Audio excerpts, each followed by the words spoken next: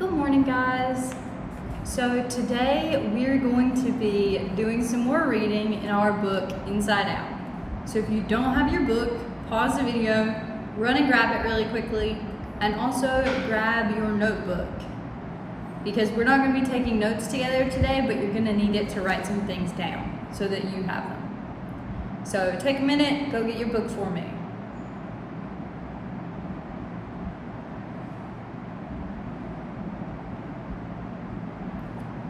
Alright, so now that you have your book, we are going to read two poems today. So the first one we're going to read is Kim Ha on page 5.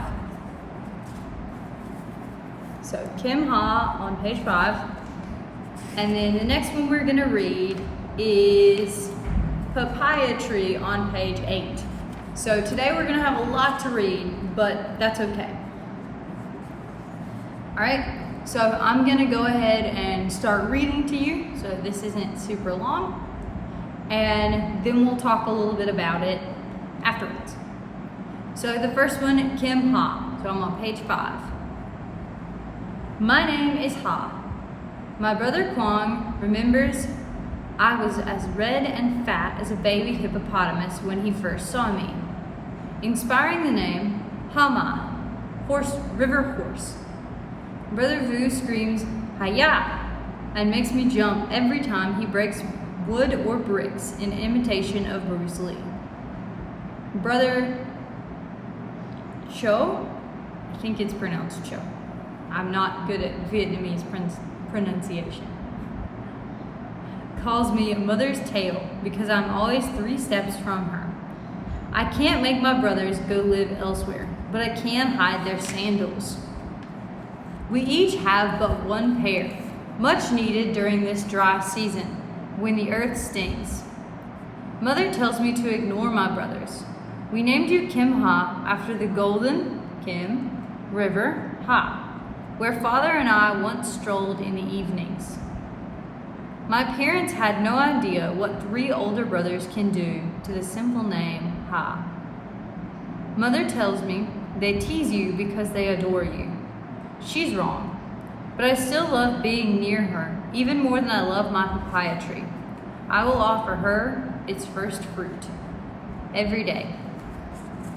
So, first of all, I'm sorry for the pronunciation of these names. I looked them up, and sometimes when I say them, they don't sound correct because I don't understand how to make the Vietnamese alphabet sounds.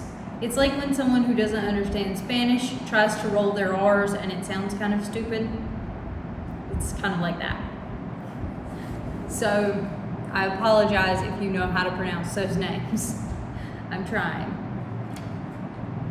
So this first poem is talking about her name and what it means and why her name is important. Her brothers pick on her about her name, and they make up funny nicknames to go with it.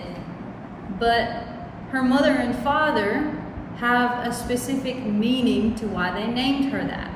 They named her after something that was important to them. A lot of us have names kind of like that too. Like, for example, I don't like my middle name. My middle name is Elizabeth, and I've always thought that it sounded kind of stiff. I didn't like it. But when I got older, my mom and dad told me that the reason my middle name is Elizabeth is because that's my great-grandmother's middle name. And it kind of makes more sense to me why I'm named that. My brother Nate doesn't like the name Nathan, which is his full name, but we call him Nate for short. He doesn't like the name Nathan, but he's named after someone that's important to my dad. So sometimes our names have meaning. And in this, Ha is talking about what her name means and how she doesn't really like it. But her mom and dad, it means something to them. Last year in Bible class, we talked about what our names mean. If you'll remember, if you were in my Bible class last year, when you were in 7th grade, we went around and we looked up what everybody's name meant in other languages and just what the root of your name is. And we talked about what they mean and why they're significant. That's what Ha is doing. Her name means the Golden River, which is a place in Vietnam. So the other thing she talks about in this that I want to point out to you is she talks about how her and her brothers only have one pair of sandals. And they really need them when it's hot and dry out. This is something we understand really well living in Mexico. I don't like to wear my sandals, but sometimes if you go outside without your sandals on, the ground is so hot that it burns your feet. So the ground during this time of year is so hot and dry that if they don't wear their shoes, it'll burn their feet. So when Ha's brothers make her angry, she takes their shoes and hides them. So that's what's happening in this first poem that we're going to read today. The next one is the one I want you to think about the most, okay? This one's going to be really important for us today. So the next one is on page 8, and it's called Papaya Tree. It says, "It grew from a seed. I flicked it into the back of the garden. A seed like a fish eye, slippery, shiny, black. The tree has grown twice as tall as I stand on tippy toes. Brother Ko spotted the first white blossom 4 years older. He can see higher.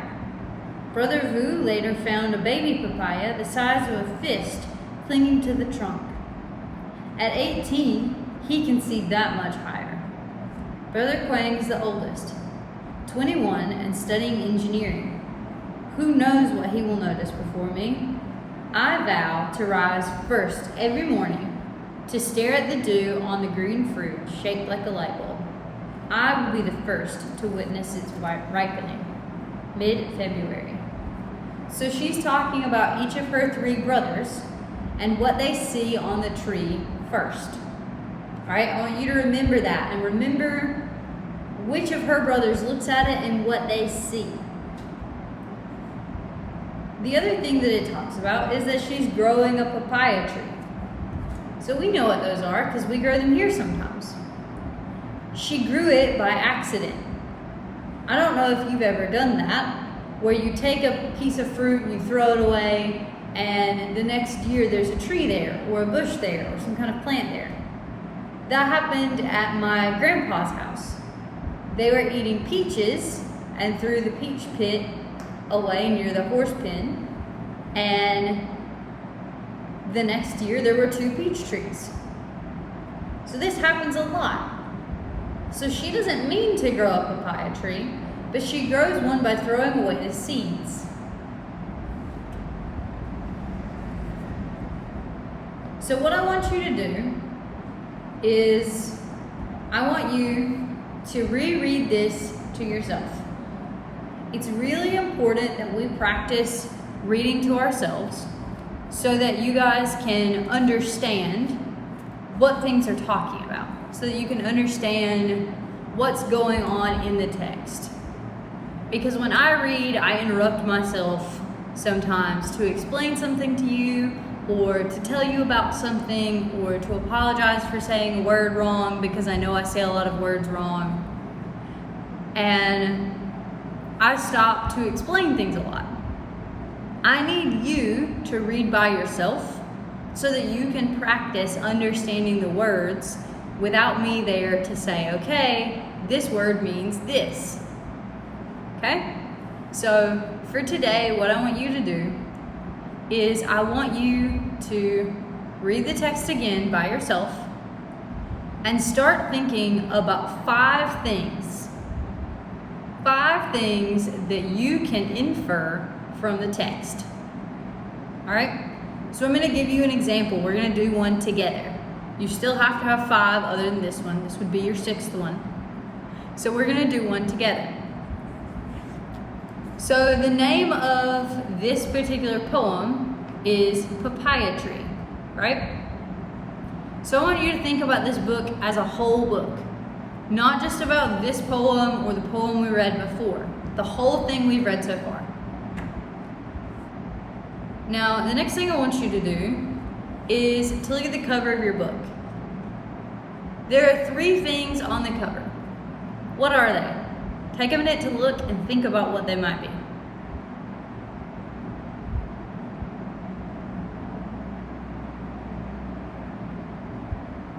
So the things we see are we see the sunset, the red sunset. We see a little girl and we see a tree. Based on what we know about this book, what do you think this is a picture of?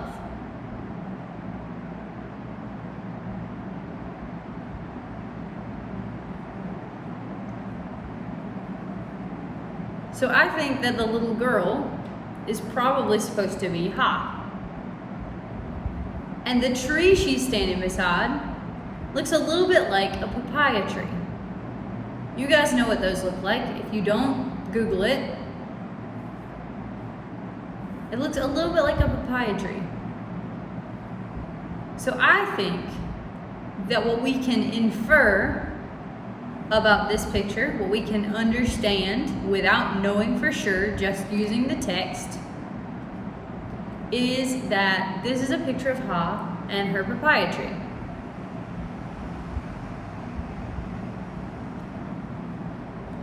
So that's called an inference. That's what I want you to do using the book. Obviously, you can't make an inference about the cover now because I've already done that for you. But I want you to think about something you see in the book. You can think about the titles of things.